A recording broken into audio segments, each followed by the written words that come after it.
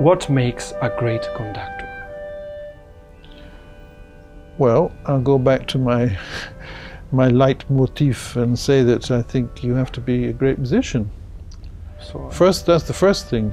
I think you can't be a great cellist or a great conductor without being a great musician. That's the first thing.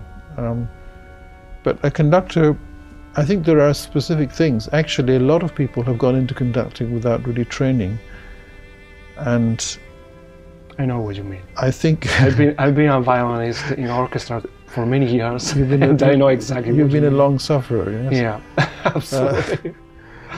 When I met my teacher, who was a wonderful, he was a great master, Ezra Rachlin.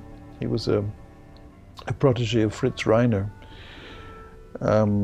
Actually, he was a phenomenal pianist. He gave his first full-length piano recital when he was 4 or 5 years old, I think it was.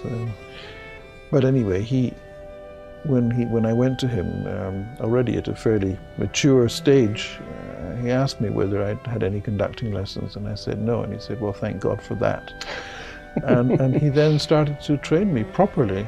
Because there is a lot which, on a purely technical, physical level, which can make things a lot easier. Ideally, you want to be able to get up in front of an orchestra and say nothing, and the orchestra should be able to understand exactly what you mean, ideally. Not always possible. But also, I think the force of personality, I mean, you actually need to be able to persuade 100 or so musicians to do what you want them to do. You have to persuade everyone to phrase something the way in which you want the piece to go, and that requires personality as well. It needs a certain personal magnetism, I think.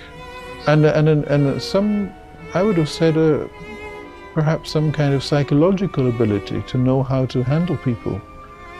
It may be that you handle them with charm, it may be that you handle them with absolute relentless persistence.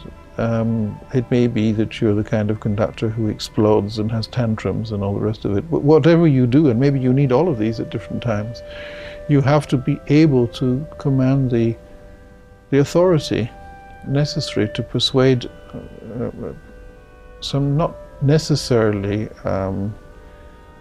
wholly sort of terrorism.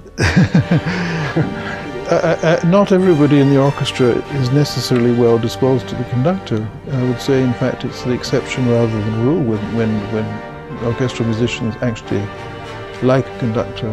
They don't like conductors on the whole. They get very annoyed with conductors, very irritated with conductors who stop and give them long lectures about things.